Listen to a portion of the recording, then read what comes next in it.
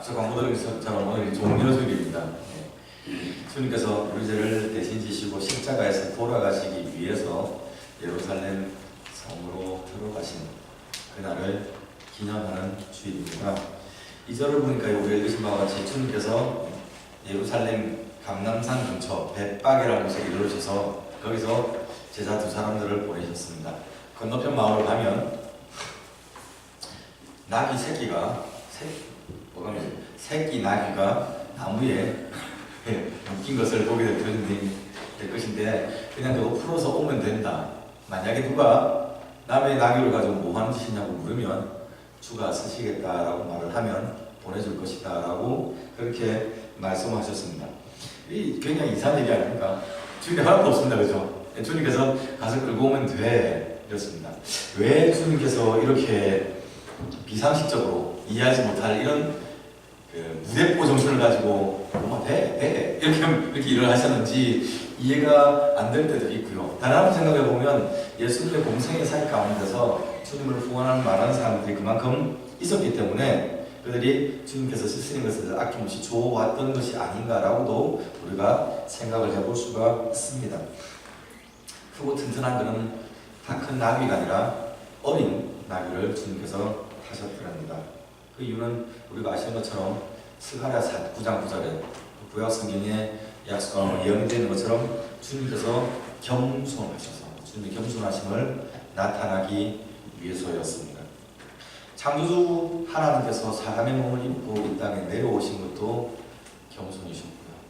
그분이 우리의 죄를 대신 지신 것도 겸손이셨고요. 그리고 그분이 죄를 대속하시기 위해서 예루살렘으로 들어가실 때, 올라가실 때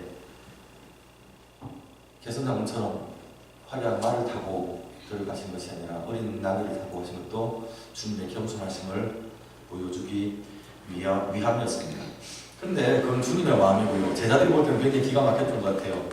암만 그래도 그렇지 주님 모양새 빠지게 이게 뭔가 싶었던 것 같습니다. 그래서 제자들이 겉옷을 벗어서 그 나귀의 등에 얹었습니다. 한장처럼 해서 조금이라도 좀 편하시게 만들었습니다. 사람들이 예수님께서 예루살렘으로 성전으로 나귀를 타고 들어오신 것을 보고 그들이 겉옷은 겉옷을 벗어서 길에다 깔기 시작을 했었습니다. 오늘 본문에는 보면 그들이 나무가지를 베어 길에다 깔았다고 그렇게 설명을 하고 있습니다. 요한복음 12장에는 그 나무가 사람들이 종려가지를 들고 나가서 주님을 맞이했다라고 표현합니다. 그러니까 아마 지금 마태복음 본문에서 말하는 사람들이 베어낸 나무도 종려나무 가지가 아니었을까라고 우리가 추측을 해볼 수가 있습니다. 어떤 사람들은 그 가지를 주님 오시는 그 길에다가 깔아주기도 했고요. 어떤 사람은 그 가지를 붙들고 아마 흔들기도 했던 것 같습니다. 그래서 이스라엘 백성들이 종려가지를 가지고 나갔던 것은 확실하기 때문에 깔았는지 흔들었는지 모르겠지만 그렇기 때문에 우리가 그날을 기념해서 우리가 종려주일이라고 우리가 지킵니다. 부활절 일주일 전에 우리가 종려주일을 지킵니다. 자, 그러면요 우리 생각해 봅시다. 왜 이스라엘 백성들은 그렇게 열정적으로 기쁘게 또 그렇게 특별하게 주님을 맞이했을까요? 생각해 보셨습니까? 예수님께서 3년 반 동안 사역을 하셨죠. 사역을 하시는 동안 주님께서 많은 이적들을 행하셨습니다. 우리가 아시는 것처럼 오병이어의 기적도 있고요. 그리고 각 마을과 동네를 다니시며 아픈 사람들, 병든 사람을 고치시고 하나님의 나라를 선포했더라고 성경 기록합니다. 그래서 주님께서 행하신 많은 이적들을 보고 사람들이 듣고 그래서 예수님에 대해서 알게 되었습니다. 주님에 관한 소문이 이스라엘 전역에 퍼져나갔죠. 그래서 우리가 복음서를 읽다 보면 예수님께서 어느 마을에 오셨다는 이야기를 들으면 사람들이 자신들이 알고 있는 환자들을 심지어 병상체, 심상체 데리고 주 앞에 나오는 그런 상황까지 되었더랍니다. 주님께서 행하신 이적으로 말미암아 사람들이 점점 더 많이 주님을 따르게 되었었죠. 특히 요한복음 제가 12장 말씀인데 11장에 보면 주님께서 나사로를 살리신 그 내용 기록이 되어 있죠. 주님께서 나사로를 살리신 이 이적이 굉장히 사람들에게 충격적이었던 것 같습니다. 그래서 요한복음의 설명을 보면 그 사건으로 말미암아 예수님을 믿는 사람들이 더 많아졌더라고 성경은 우리에게 이야기를 합니다. 그래서 요한복음 11장 59절 마지막 절을 보면요, 주님께서 그런 놀라운 이적들을 행하시고 사람들은 마음을 열고 주님을 믿기 시작하고 맞이하기 시작을 하는데, 바리새인들과 대제사장들은요 그 좀 싫어드립니다. 누구든지 예수가 어디 있는지 알면은 신고하여 잡게 하라라고 백성들에게 공고를 내었답니다. 그런데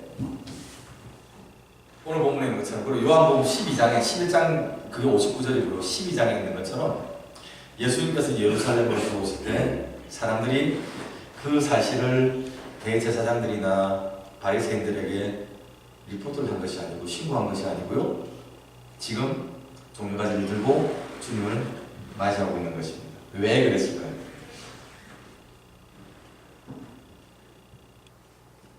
학자들에 의하면 이 이스라엘 문화에서 이 종려가지가 보통 승리를 상징을 한다고 얘기를 합니다. 그래서 왕이나 아니면 장수가 개선하고 들어올 때 그때 보통 종려가지를 흔들었다고 그렇게 설명을 합니다. 근데 만약에 그 해석이 맞다고 한다면 주님께서 예루살렘에 들어오실 때 사람들이 종려가지를 흔들었다는 사실은 주님을 승리의 왕으로 아니면 개선 장군 정도로 사람들이 이해를 하고 맞이하였더라고 우리가 해석을 할 수가 있을 것입니다. 아니면 마지막에 주님을 왕처럼 높였다고 우리가 해석을 할 수도 있습니다. 오늘 마태복음 본문에서 22장 10절을 보면요, 예수님이 예루살렘에 들어오신 이 사건으로 말미암아 온 성이 소동하였답니다. 온 도시가 흥분을 가득 차서 막 시끌벅적했다는 그런 얘기입니다. 당시 학자들은 이 6월절을 지키기 위해서 아마 사람들이 모였던 사람들이 이게 연 인원으로 따진다면 한 270만 명 정도 되지 않았을까. 실제로 예루살렘 그렇게 큰 도시는 안 될 건데 제가 한 5만 정도 지 않는 그렇게 알고 있는데요. 그러니까 요즘도 저쪽에 무슬림들이 순례한다고 해서 뭐 찾아가지 않습니까? 그러니까 많은 사람들이 모여들었던 것 같습니다. 270만이었는지 아닌지 모르겠지만 평소에 예루살렘에 거주하는 주민들보다 훨씬 많은 사람들이 이 6월절 절기를 지키기 위해서 왔던 것은 분명해 보입니다. 그럼 상상해 보십시오. 오늘 우리가 지금 이 정도 모였는데 우리는 굉장히 가득 찬 거고 굉장히 좋은데요.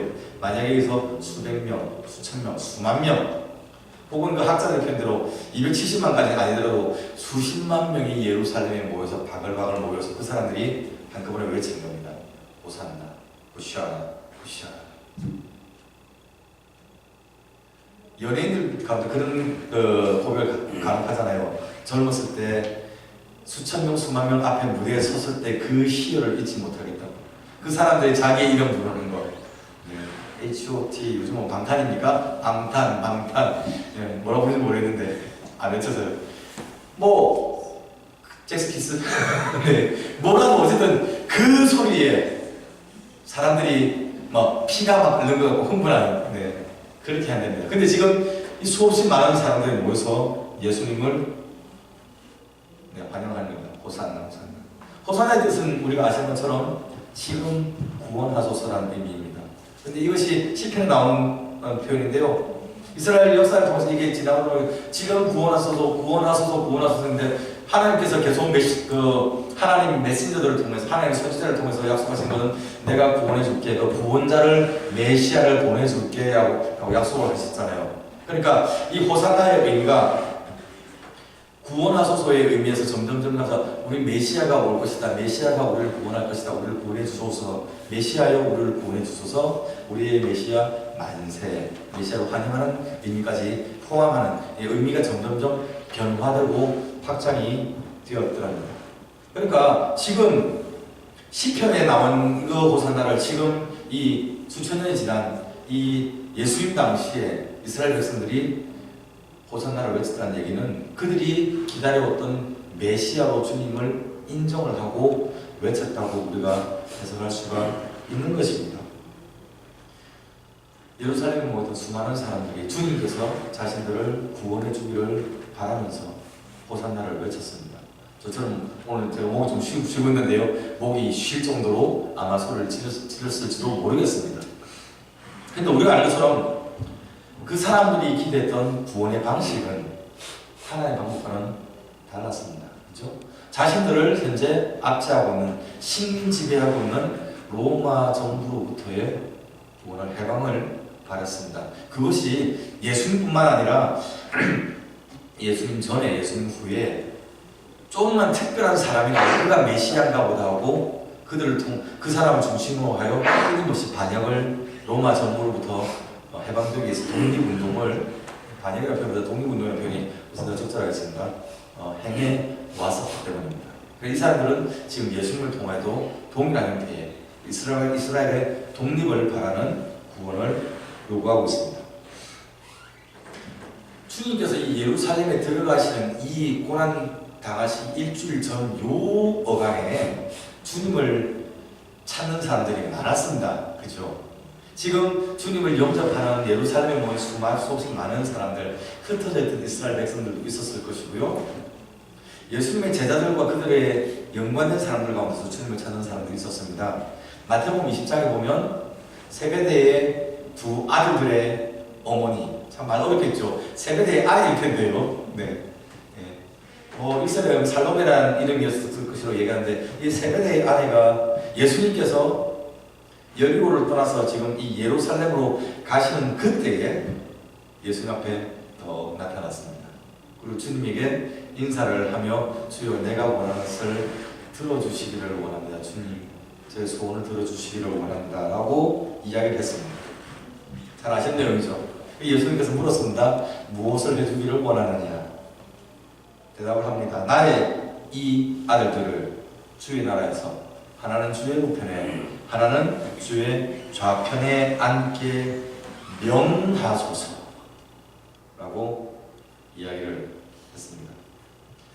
아마 연세가 있으셨을 겁니다. 예수님이 30대, 33세 정도 되셨으니까요. 그리고 주님을 따른 제자들이 그 또래나 아니면 그보다는 좀 더 나이가 많았을 거니까 그들을 아들로 두었더라면, 이 세베대의 야고보와 요한의 엄마는 예수님의 엄마뻘 정도는 되지 않았을 것인가 하고 보통 추측을 할 수 있습니다.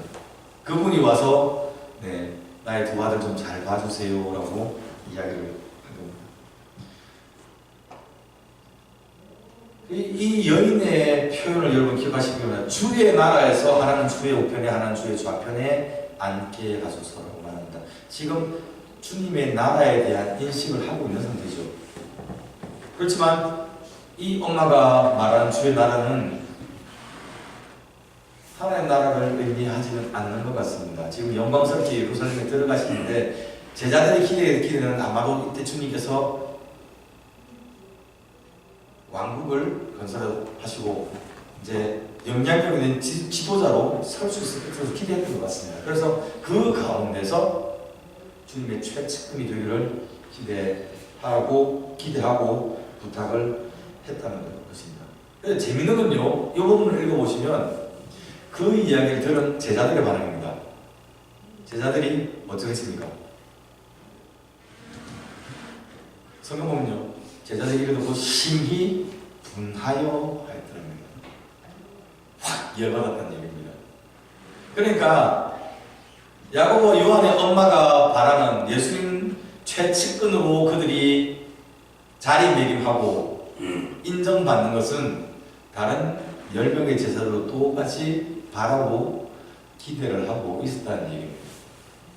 주님 들어가신다면, 주님께서 권세를 잡으신다면 그때 제가 반드시 주님의 오른팔로 견마지로를 다하겠습니다. 무슨 소리야? 내가 그 자리에 자리에서 아무 모르겠다. IT죠. 다들 그런 생각을 가지고 있었습니다. 그런데 바로 그 내용 앞부분에 보면 예수님께서 제자들을 데리고 예루살렘 들어가기 전에 12제자는 따로 부르셔서 말씀을 하셨습니다. 인자가 예루살렘으로 올라갈 것이고 대제사장들과 서기관들에게 잡혀서 채찍질 맞고 넘겨져서 십자가에 못 박혀 죽을 것이다. 내가 죽을 것이야. 그리고 사흘 뒤에 살아날 것이라고 말씀을 하셨더랍니다. 하나님의 구원 계획을 콕 집어서 대놓고 설명하시는 거예요. 앞으로 될 일이 이렇게 될 거야 라고 보여주시는 겁니다. 주님은 지금 대속의 죽음과 부활의 영광을 설명하며 함께 이 복된 자로 나오기를 초대하고 있는데, 예수님의 제자들이 거기에 관심이 없었다는 얘기입니다. 이해도 하지 못했고 여전히 그건 모르겠고요, 고난은 모르겠고요, 영광된 자리에서 좌우편에 주님 지근에 앉아서 측근으로 제가 권세를 잡기를 원합니다 라고 여기만 생각하고 기대를 하고 있었다는 겁니다. 다시 말씀드려, 높은 자리, 큰 권세의 정신에 달려서 주님의 마음을 향할 틈이 그들에게 없었습니다. 또 다른 사람 있죠. 마태복음 26장에 보면요, 물론 그 중에 한 사람입니다. 가룟 유다의 이야기가 등장을 합니다. 그가 14절부터 16절에 보면요, 그가 대제사장들을 찾아가서 이야기를 합니다. 마태복음 26장 15절에 보면요, 내가 예수를 너희에게 넘겨주니 얼마를 주려느냐라고 물었더니 대제사장들이 오늘 은 30을 달아 주었더라 라고 그렇게 성경은 기록을 합니다. 다른 성경은 마태복음의 영어 성경도 그렇고요, 마가복음과 누가복음 보면 그렇게 표현을 안 합니다. 이 마태복음 번역이 조금 적절하지 못하게 번역이 됐습니다. 나에게 얼마를 주려느냐라고 가룟 유다가 말을 하지 않았습니다. T란 그 관계자였습니다. 이거는 무엇을 주려느냐입니다. 그러니까 가서 What will you give me if I hand over Jesus Christ to you? 이 정도 번역될 겁니다. 처음부터 가룟 유다가 예수님을 붙잡고 이거 얼마짜리인데, 이 사람 얼마짜리인데 노예 응점하듯이 얼마 줄래요 하고 값을 응점하는 건 아니라고 보는 것 같습니다. 무엇을 당신에게 주려느냐라고 이야기하는 것이 맞습니다. 원문도 그렇게 기록을 하고 있습니다. 그런데 누가복음이죠.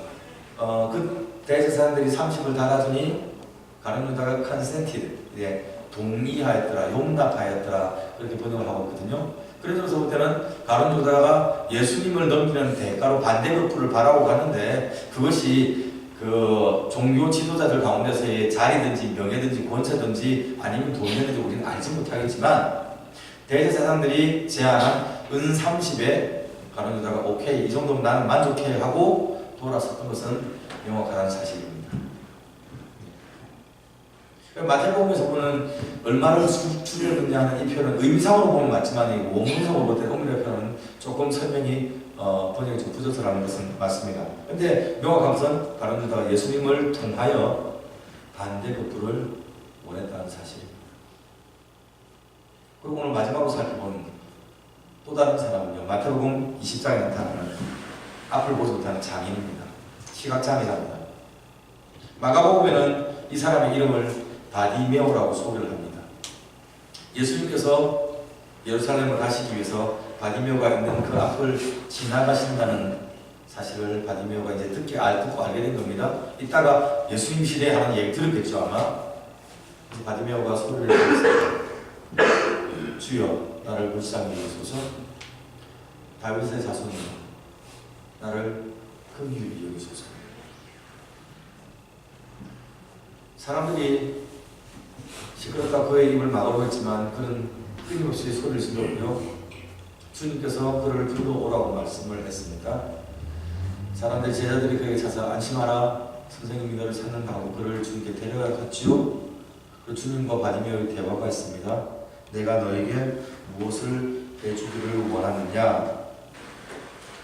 바디메오가 대답합니다. 선생님이여, 보기를 원하나이다. 주께서 그를 고쳐주시니 곧 복이 되어 그 다음 뭐요? 그가 예수를 쫓았더라고 성경은 기록을 합니다. 주목할 만한 것은요, 마태복음 그런 성경인데 마가복음과 누가복음에는 주께서 그를 고쳐주실 때 내 믿음이 너를 구원하였다 혹은 내 믿음대로 될지어다 라고 말씀하셨다는 사실입니다. 주님께서 바디메오를 믿음 있는 사람이라고 평가를 하셨습니다. 앞만 봐도 본문상에 보면 바디메오는 자기 눈 낫기 위해서 주님 부른 겁니다. 그죠? 그런데 주님께서 바디메오를 향하여 너의 믿음대로 될지어다. 너의 믿음이 너를 구원했다라고 평가하신 것으로 볼 때 최소한 그가 예수님께서 자기의 눈을 고쳐줄 수 있는 분이라고는 믿었던 것 같습니다. 물론 그가 나아가서 그가 예수님이 하나님이 보내신 하나님의 메시아라는 사실을 믿었을 수도 있습니다. 우리는 알지 못하겠습니다. 그러나 중요한 사실은 주님께서 바디메오를 향하여 내가 믿음을 가졌다라고 평가를 하셨다는 사실입니다. 그 외에도 예수님께 찾아오는 많은 사람들이 있었을 겁니다. 제가 오늘 이 종료주일에 이렇게 우리가 다 잘 아는 이 내용 가지고 여러분과 나누고 싶은 것은 예수님께 나오는 사람들이 다 다른 목적을 가지고 나와왔다는 얘기입니다. 구원을 바라기도 했고요. 해방을 바라기도 했고요. 똑같은 용어입니다. 구원입니다. 루터란이나 살베이션인데 그 구원의 의미하는 바가 달랐죠. 정치적 구원도 있었고요. 베네핏도 있었습니다. 아니면 주님께 인정받는 자기의 의를 드러내기 위한 것도 있었습니다. 육신의 질병 때문에 나오기도 했었습니다. 그럼 오늘 종료주일날 우리가 같이 고민합시다. 우리는 주님께 무엇을 고민하고 있습니까? 여러분은 왜 주의 이름 부르고 계십니까? 여러분 왜 예수 믿습니까?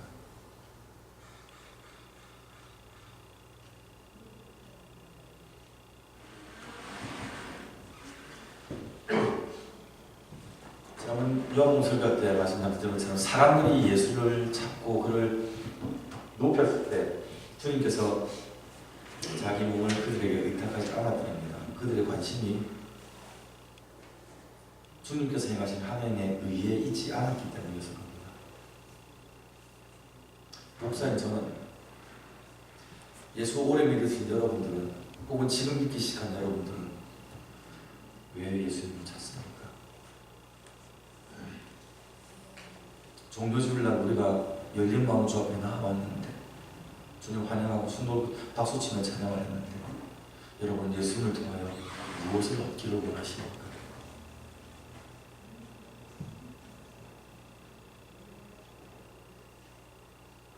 여러분 고매한 인격이 원인이 되어서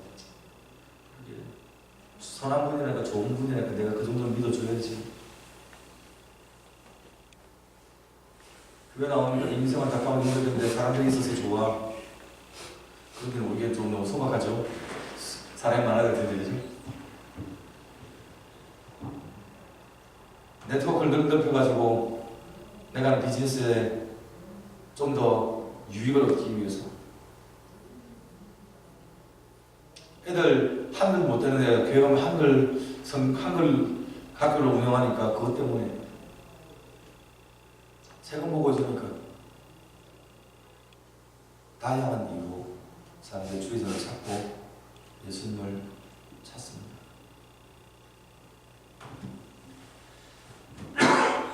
주를 찾고 우리가 주의 얼굴을 구할 때 주님께서 우리를 바라보시며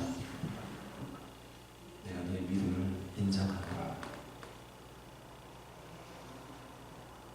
너의 믿음이 너를 구원하였다고 주님께서 우리를 용납해 줄 수 있기를 바랍니다. 생명의 구주, 영생의 말씀이 여기 계시면 우리가 뉘게로 가오리까라 고백했던 베드로의 그 고백이 우리의 고백이 될 수 있기를 바랍니다. 주님께서 그걸 원하십니다. 그렇게 회복시키려 하실 것입니다. 그것을 위해서 십자가 주셨고 그 고백이 우리로 말미암아 우리 가족들에게 우리 동료들에게 함께 풀려나갈 수 있고 같이 고백될 수 있기를 바랍니다. 예수로 말미암아 사람들의 평가가 좋아하는 지는 것이 아니라 예수로 말미암아 내가 경제적인 이익을 얻는 것이 아니라 예수로 말미암아 내 병을 고침하는 것이 아니라 예수로 말미암아 나의 영이 살아나고 하나님과 나의 깨어진 관계가 되고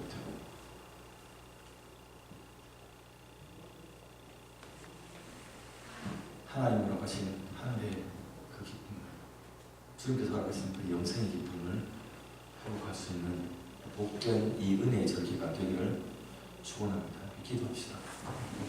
감사합니다.